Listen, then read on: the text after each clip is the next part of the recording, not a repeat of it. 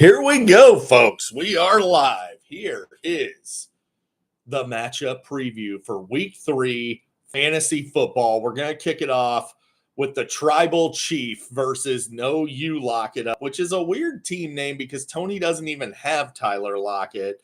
Not real sure where he's going with that. He's had that same team name for a few years. It's probably time to change it up. I'm looking at Tony's team, and honestly, I think I'm getting smashed this week. Tony's got Achane with Mike McDaniel just refuses to acknowledge that he's small and injury prone, so he's probably going to get the ball 30 times, and unless he gets hurt, the way this season's gone, definitely a distinct possibility. You look at Bijan Robinson, tough matchup with the Chiefs, and he splits carries with Tyler Algier.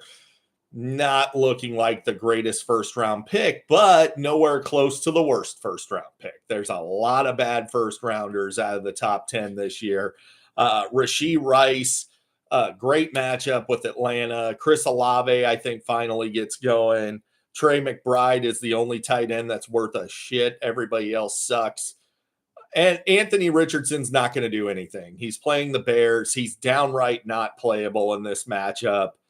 Anthony Richardson's a terrible football player. Absolutely awful. Hashtag free Michael Pittman Jr. On my side of things, my biggest hope is Jalen Hurts and Devonta Smith just go nuclear. They're playing New Orleans, tough matchup. But, these guys can score a lot of fantasy points. My bold prediction, though, is that DeAndre Swift and Zeus White are going to pop off this week, minimum 16 fantasy points apiece. En route, though, I think Tony does get the W this week against me. I don't love my matchups. Think he's going to win this week. Next, we have the Beta Boys of Jason versus Worthy of Our Trust, which is, again, weird team name. You don't have Xavier Worthy. I don't know if anybody told Trey that, but he does not have Xavier Worthy. So weird team name. I don't know what's with you guys naming your teams after other people's players. I look at Trey's team, and I'm a little jealous of CJ Stroud and Nico Collins. That's a hell of a stack. Drake London is he's dog water, guys. Let's call it what it is. He did okay last week because he had one good drive, but come on, gross. He somehow managed to put Drake London and Kyle Pitts on the same team. The only thing I can think of is Trey is some sort of masochist that just loves punishment. That is brutal. You have, Drake London and Kyle Pitts? These guys can't catch a pass. What are we doing? I'm looking at George Pickens. This guy's got Justin Fields at quarterback. What are we doing here?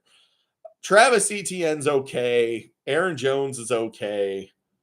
Calvin Ridley gets to play the horrible Packers defense, so maybe he finally gets going.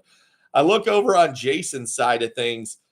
I'm going to go bold prediction right out the jump here. Joe Burrow and Jamar Chase combined for 40-plus fantasy points between the two of them. They are going to shred the Washington Commanders. Every quarterback and every wide receiver that plays them just dominates. The Commanders don't even try to pretend to cover the pass.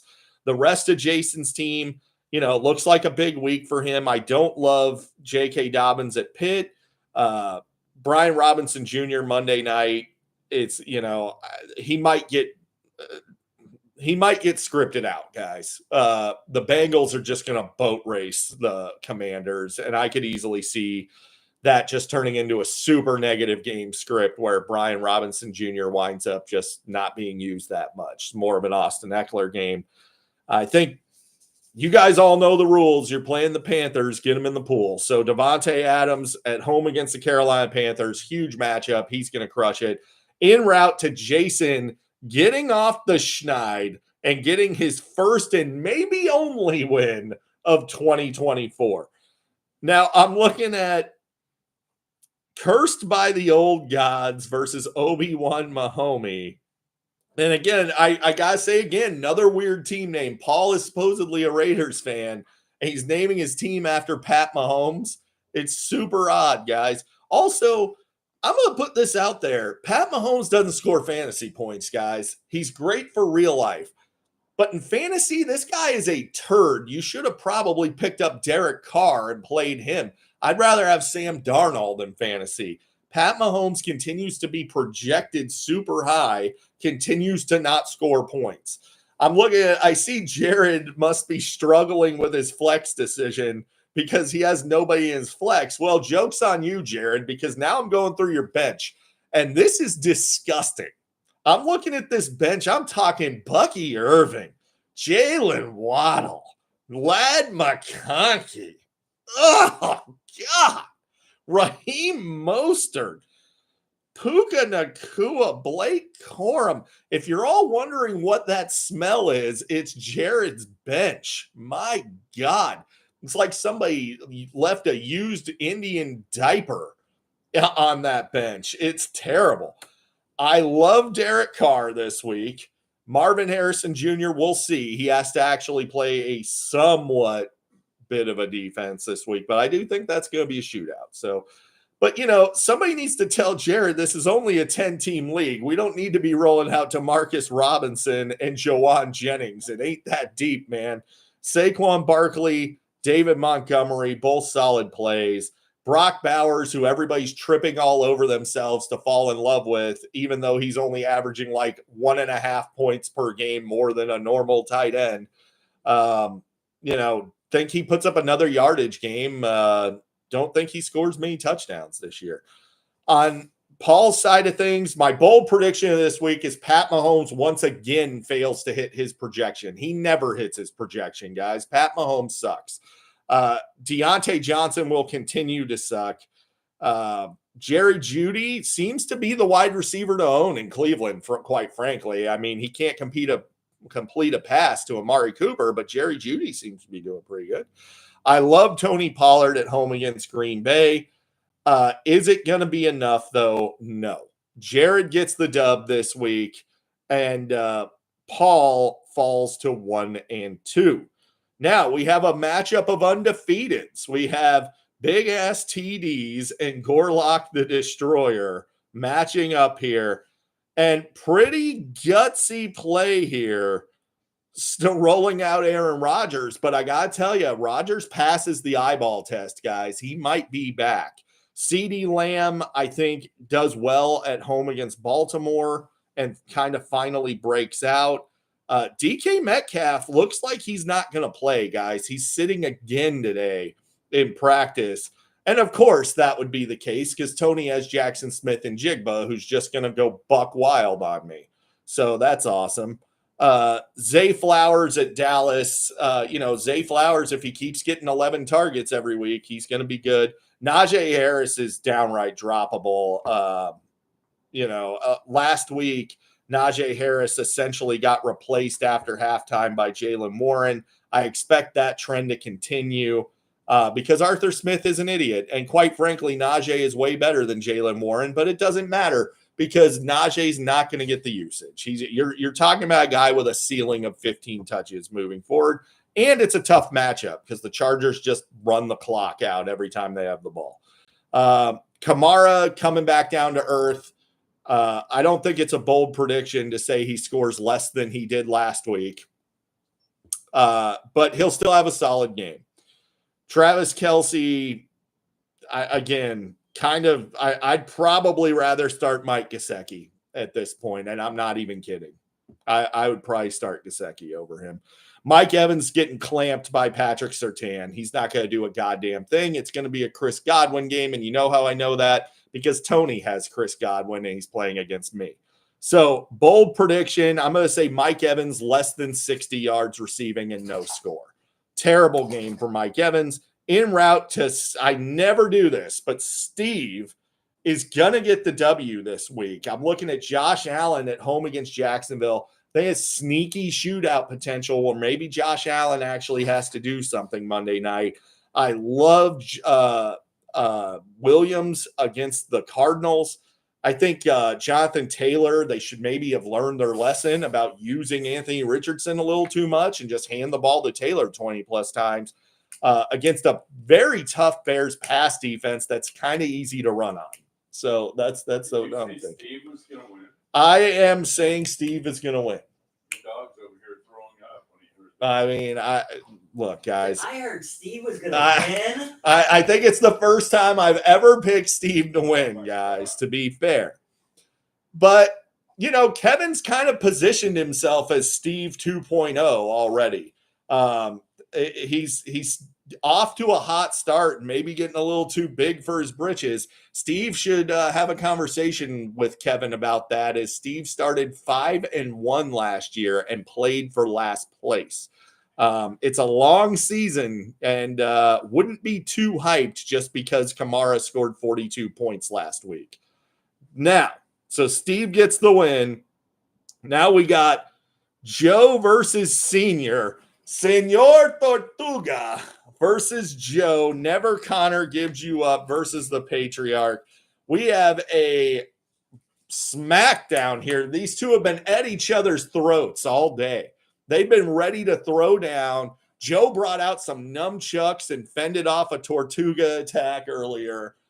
We've got a situation here because both of these guys have quarterbacks that they think are good, but they're actually dog shit. Lamar Jackson, Kyler Murray, hate both of these guys. That being said, edge Lamar because he's playing the Cowboys, and the Cowboys are disgustingly bad on defense this year. You look at Amon-Ra St. Brown versus Garrett Wilson here. That's easily Amon-Ra. Garrett Wilson's getting to benchable status. Jalen Reed does have Jordan Love coming back, so I'm expecting a big game out of Jaden Reed. Amari Cooper, Jesus Christ. Like, we already covered Amari Cooper. I'd probably ship him out for somebody's wide receiver 6 or something at this point.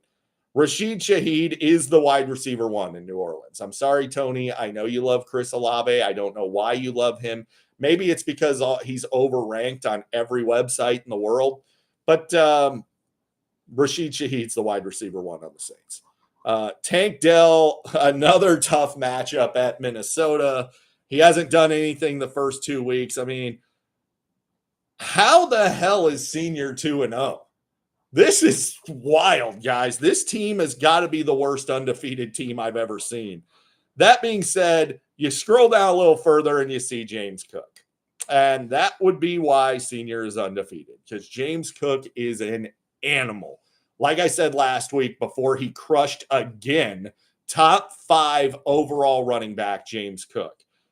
Josh Jacobs is a pile of garbage, and he got to play the Colts last week with no quarterback, so he, rumbled his fat, lazy ass to a big yardage game. He still managed to lose a fumble.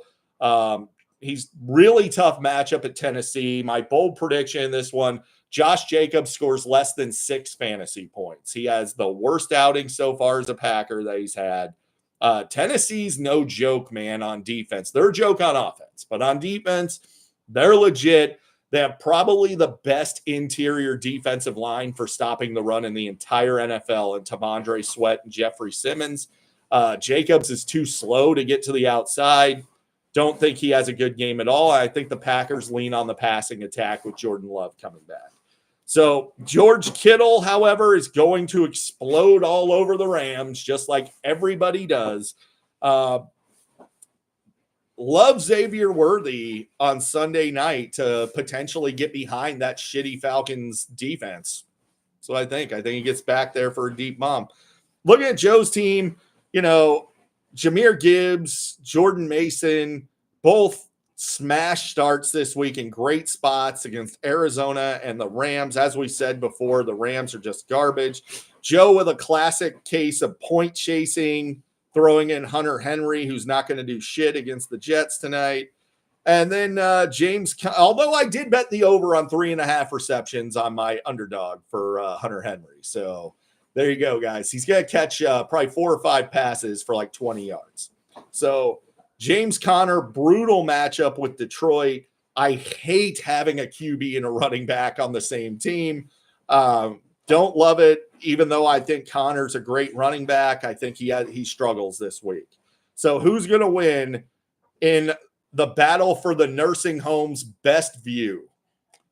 I'm going to pick Joe because Senor Tortuga can't keep getting away with winning with this garbage team. He can't do it. Joe, you're 0-2, all right? This is your wake-up call. Go out there and win a game for the love of God. You need to win so that you can finally trade me Jordan Mason, all right? You keep losing, you can't trade him. So just win, just please, for both our sakes, win this week. All right. There you go, guys. There's your matchup preview, and I will see you with the recap on Tuesday.